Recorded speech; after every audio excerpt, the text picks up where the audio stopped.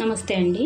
ఈరోజైతే నేను evening snacks అండి చల్ల పునుగులు తయారు చేయడానికి పావు కేజీ మైదా అండి. ఇందులో మనం 2 చెంచాలు బియ్యం పిండి వేసుకుందాం.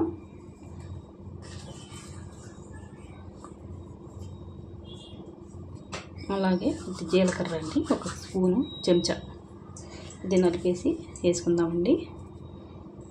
కొద్దిగా సాల్ట్ అండి, రుచికి తగినంత వేసుకుందామండి. చూసుకొని వేసుకుందాం. ఎంత బాగా కలుపుకుందామండి ఒకసారి కలిసేలాగా పిండి అంతాని. ఈ బియ్యం పిండిని మైదా రెండు బాగా కలిసిపోవాలండి. పిండి అయితే బాగా కలిపేసానండి. ఇందులో మనం తినే సోడా వేసుకుందాం.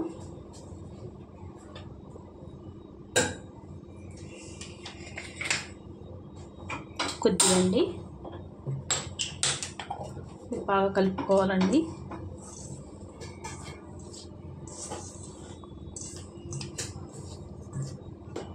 కలిపేస్తున్నాం కదండి. ఇప్పుడు కొద్దిగా మనం మరిగే నూనె వేసుకుందాం. ఇందులోకి నూనె వేసుకుంటే బాగా వస్తాయండి చల్ల పునుగులు అయితే. ఒక 4 చెంచాలు వేసుకున్నానండి. ఇదైతే బాగా కలుపుకుందాం మనం. ఈ నూనె అంతా బాగా పట్టేలాగా పిండికి కలుపుకుందామండి. అంతా ఇలాగా చూడండి, నూనె అంతా బాగా పిండికి పట్టేలాగా కలిపేసుకున్నాను. ఇలా ముద్ద అవ్వాలండి పిండి మనం కలుపుకుంటే. నేనైతే ఇంకో 2 స్పూన్లు వేసుకున్నానండి. వేసి బాగా కలుపుకున్నాను. ఇప్పుడైతే ఇందులో మనం పెరుగు వేసుకుందామండి.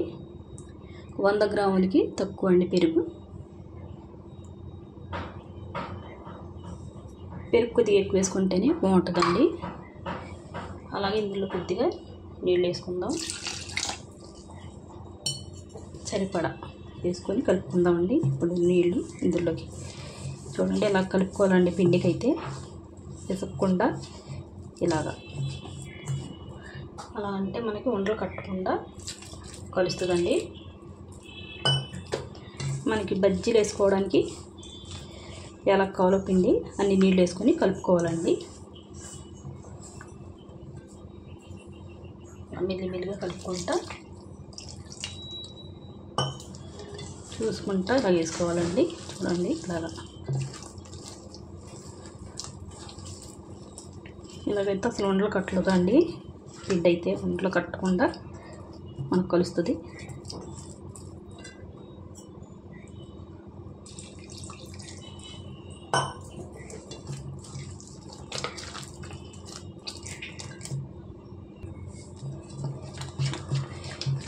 ఇలా కలుపుకోవాలండి. ఒక 5 నిమిషాల దాకా ఇలా కలుపుకుంటే బాగా కలుస్తుంది పిండి అయితే.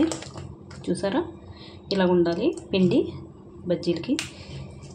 ఇలా కలిపేసుకొని పావు గంట అన్న ఒక అరగంట అన్న అలా పెట్టుకుందామండి. అంటే కొద్దిగా పిండి కొద్దిగా పొంగుద్దండి. చూసారా, అలా పెట్టుకుందాం. చూడండి, పిండి అయితే బాగా నారింది కదా. అయితే మనం చల్ల పునుగులు వేసుకుందామండి. చూడండి, నూనె అయితే వేడి పెట్టుకున్నాను. వేడెక్కింది. చూద్దామండి వేడెక్కిందో లేదో నూనె. నూనె అయితే బాగా వేడెక్కిందండి. చూసారా, అలా పైకి రావాలండి బజ్జీలు వేసుకుంటే మనం. చల్ల పునుగులు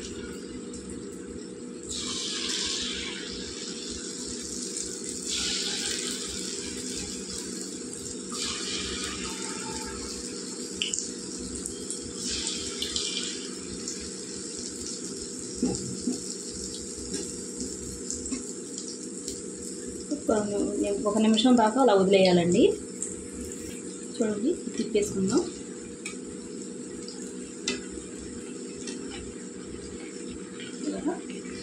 ఇలా అనుకుంటాను వేపుకోవాలండి. ఇలా తిప్పుకుంటాను. ఎర్రగా వేగిన తర్వాత తీసుకుందాం. చూసారా అంత బాగా పొంగినాయో మన బజ్జీలు.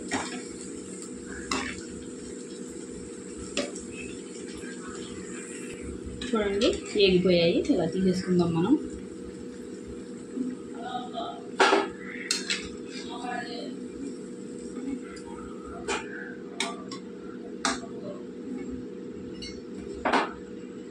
మళ్ళీ వేసుకుందామండి. మనం ఇలా కూడా వేసుకొచ్చండి.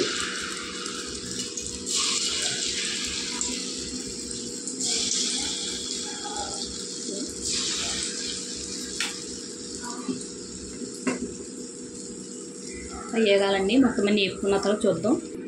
చూడండి అన్నీ వేగిపోయాయండి, తీసాను. ఈ వీడియో పెడతాను మర్చిపోయాను. ఇప్పుడైతే స్టవ్ కట్టేసుకుందాం మనం. చూడండి చల్లపునుగండి ఎంత బాగా ఉడికిందో అనిపిస్తుందా అండి మీకు? రోడ్ సైడ్ తింటాం కదా, చిన్న చిన్నగా వేస్తారు అక్కడ, అయితే మనం ఇంట్లో అయితే ఇలాగ వేసుకోవచ్చు. చూడండి ఎంత గుల్లగా వచ్చిందో. ఒకసారి మీరు ట్రై చేయండి. వీడియో నచ్చితే లైక్, షేర్, సబ్స్క్రైబ్ చేసుకోండి.